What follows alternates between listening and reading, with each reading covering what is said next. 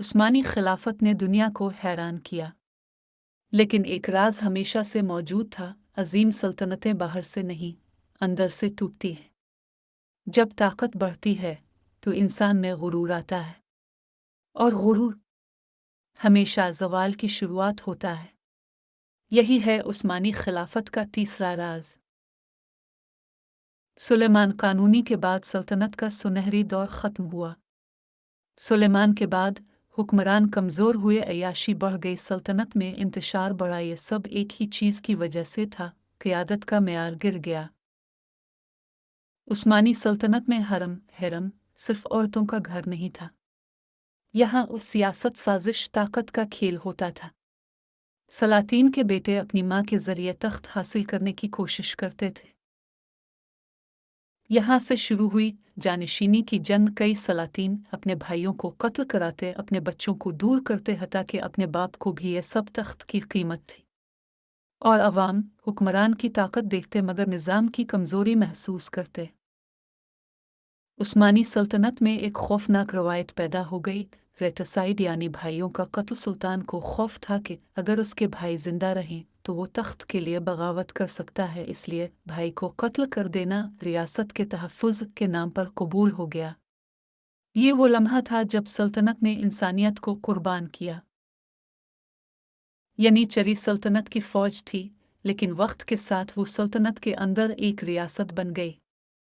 वो सुल्तान को पसंद करते या नापसंद करते और ताकत से फैसला करते। ये ताकत एक हद तक फ़ायदेमंद थी, मगर फिर यनीचरी ने सल्तनत को कंट्रोल करना शुरू कर दिया। ये वो लम्हा था जब फ़ौज ने सल्तनत को अपने हाथ में ले लिया। जब यूरोप रीनिसांस, साइंस, सनत, बहरी ताकत में आगे बढ़ा, उस्मानी सल्तनत अपनी पुरानी फ़ौजी तकनीक पर कायम रही, नए हथियारों में पीछे रह गई, तालीम और तहक़ीक़ कम हो गई। यूरोप ने बंदूक, जंगी जहाज़, जदीद हिकमत अमली अपना ली और उस्मानियों ने रिवायती क़ुव्वत पर ही इन्हिसार किया। ये गलती ज़वाल का आगाज़ थी। जंगें महंगी, टैक्स बढ़ते गए, लोगों की गुर्बत बढ़ गई। हुक्मरान अय्याशी, महलात, शाहाना ज़िंदगी और अवाम भूख, बदहाली, नाराज़गी, यही वो जहर था जो अंदर से सल्तनत को खा गया। उस्मानी सल्तनत में मुसलमानों के साथ ईसाई और यहूदी भी रहते थे। इब्तिदा में निज़ाम मिल्लत के तहत उनके हुकूक थे और अमन था, लेकिन वक्त के साथ फ़िरका वारियत बढ़ने लगी, तकसीम और नफ़रत ने जगह बनाई। ये भी एक वजह थी कि सल्तनत अंदर से कमज़ोर हो गई। जब हम उस्मानी खिलाफत के आखिर के दौर को देखते हैं तो यह सिर्फ एक सियासी वाक़या नहीं होता, बल्कि एक तहज़ीब की आखिरी सांस होती है। सल्तनत जो कभी यूरोप, एशिया, अफ्रीका, 3 बर्र-ए-आज़मों पर हुक्मरानी करती थी, आज सिर्फ एक नाम बनकर रह गई थी।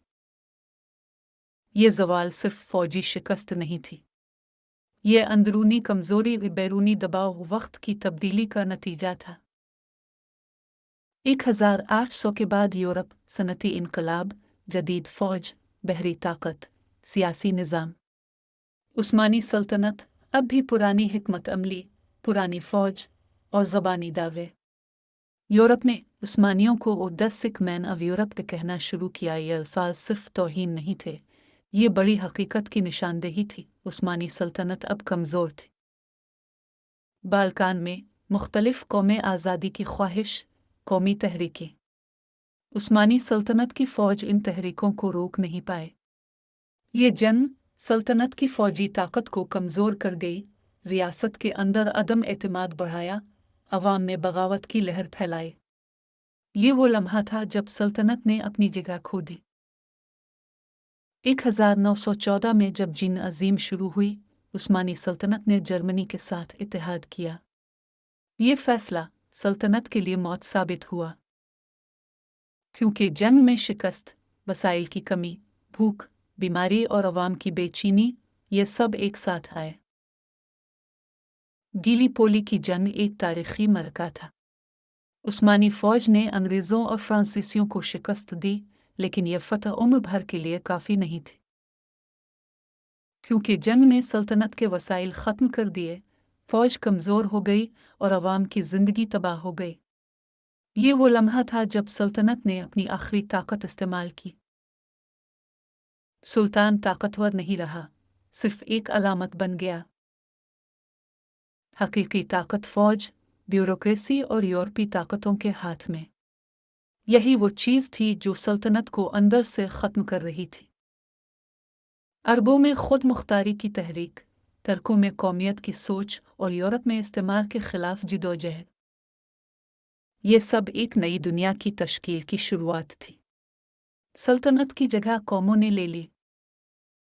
जब जंग ख़त्म हुई, तुर्क कौम ने एक नया रहनुमा पाया, मुस्तफ़ा कमाल अतातुर्क। वो सल्तनत के ख़ात्मे को कबूल नहीं किया और एक नई रियासत बनाई, जदीद तुर्की।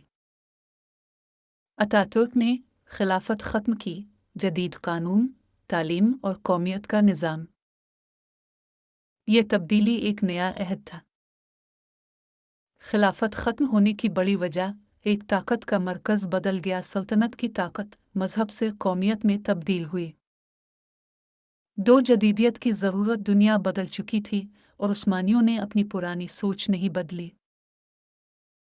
तीन बैरूनी दबाव, यूरोप ने सल्तनत को तकसीम किया और नई रियासतें बनाए। चार अंदरूनी कमज़ोरी, जानशीनी की जंग, सियासत, माशी बहरान और फ़ौजी ज़वाल, ये सब मिलकर खिलाफत का ख़ात्मा बन गए। उस्मानी खिलाफत का ज़वाल सिर्फ एक सल्तनत का ज़वाल नहीं था, ये एक सोच का ज़वाल था।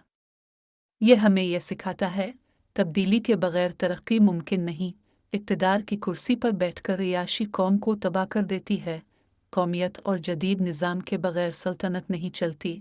जब हुक्मरान अवाम से दूर हो जाएं तो ज़वाल करीब होता है। आज भी दुनिया में ताकत, सियासत और मज़हब के नाम पर बहुत सी जंगें हो रही हैं। उस्मानी खिलाफत हमें यह बताती है, अगर कौम अपनी शनाख्त, तालीम और नज़्म को मजबूत न रखे तो वो भी टूट सकती है। तो सवाल यह है, क्या सल्तनतें सिर्फ जंगों से टूटती हैं या उनके अंदर के जहर से? आप क्या सोचते हैं? क्या उस्मानी खिलाफत का ज़वाल सिर्फ जंगों की वजह से था या अंदरूनी कमज़ोरी ने उसे ख़त्म किया? नीचे कमेंट में लिखी आपकी राय, हमें भी सीखने में मदद देगी।